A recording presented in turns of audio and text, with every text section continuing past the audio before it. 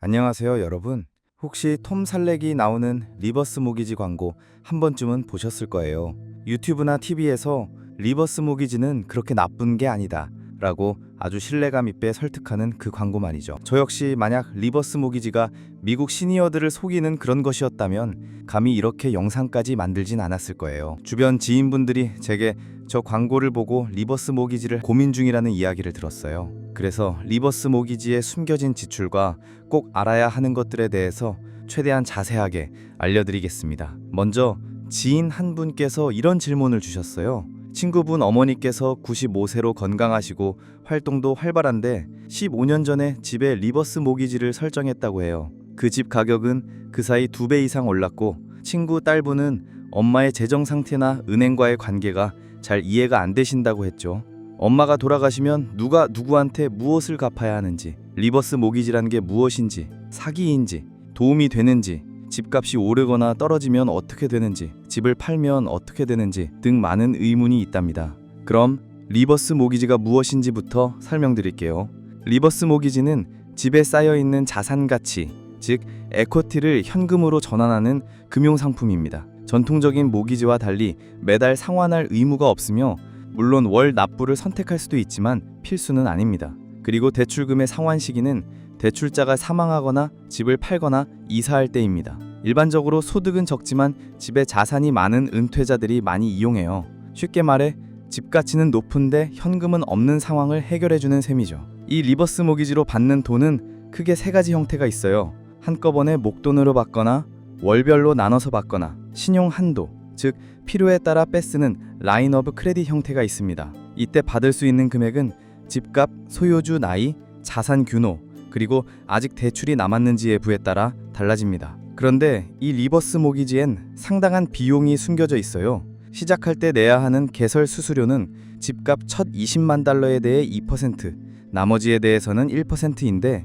최대 6,000달러까지 시건당 한도가 있습니다. 그리고 정보가 요구하는 보험료는 집값의 2%로 예를 들어 집값이 40만 달러면 8,000달러를 더 내야 하죠. 그리고 집 감정할 때 드는 비용, 명의 이전과 서류 처리 비용 등 기타 수수료도 붙는데 대략 2,000달러 정도입니다. 게다가 정부가 요구하는 상담도 받아야 해서 120달러가 듭니다. 또 매달 약 30에서 35달러씩 관리 비용이 대출 잔액에 포함돼서 불어나죠. 이 모든 비용이 처음에 현금으로 내는 게 아니라 대출금에 포함돼서 실제 받는 금액이 크게 줄어든다는 걸 많은 분들이 모르시고 계약했다가 나중에 후회하시곤 합니다. 예를 들어 6만 달러를 받으려 해도 초기 비용 17,000달러가 제해서 실제 받는 건 43,000달러 정도 될 수 있다는 말이죠. 그리고 집세, 재산세, 주택보험료, 그리고 만약 있다면 HOA 이를 안 내면 리버스 모기지 채권자가 계약 위반 사유로 압류 절차를 진행할 수 있습니다. 무심결에 잔디 관리 같은 소소한 문제로도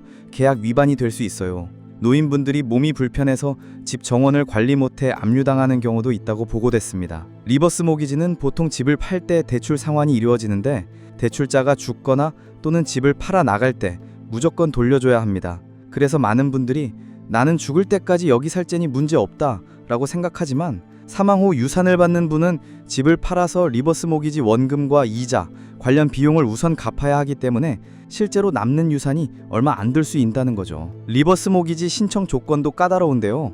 신청자는 만 62세 이상이어야 하고 본인이 살고 있는 주택이어야 하며 상당 부분 자기 소유여야 하고 정부가 운영하는 상담 과정을 필수로 이수해야 합니다. 가장 많이 이용되는 건 주택자산 전환 모기지라고 불리는 HUD 프로그램이고 그 밖에도 민간업체나 비영리기관에서 제한적 용도로 제공하는 리버스 모기지도 있습니다.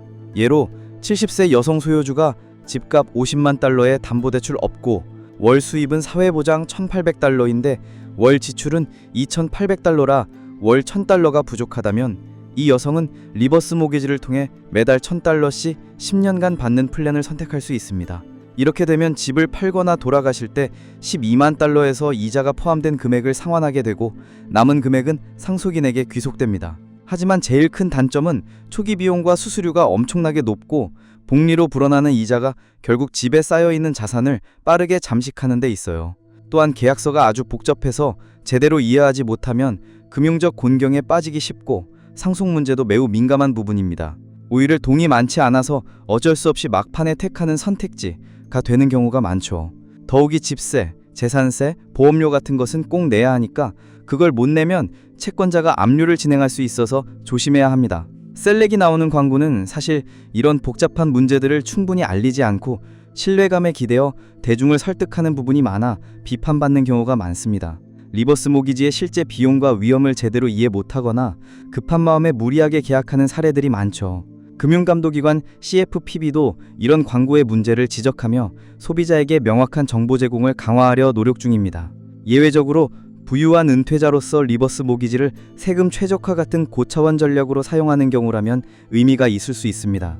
예를 들어 라인 오브 크레딧으로 설정해두고 투자 수익이 줄어드는 해에는 리버스 모기지 대출금을 활용해 은퇴 계좌에서 돈을 쓰지 않는 식으로 자산 보존 전략을 짤 수도 있죠. 하지만 그런 고급 기법은 전문가와 함께해야 하며 대부분의 일반인은 이런 방식을 이용하지 않는다는 점 꼭 기억하세요. 그래서 결론을 말씀드리자면 만약 리버스 모기지가 정말 필요하지 않다면 가급적 피하세요. 마지막 수단으로 쓸 때도 반드시 전문가 상담과 충분한 가족과의 의논 그리고 재정 상태 검토가 필수입니다. 모든 혜택과 위험을 완전히 이해하고 내가 처한 상황에 맞춰 신중히 결정해야 합니다.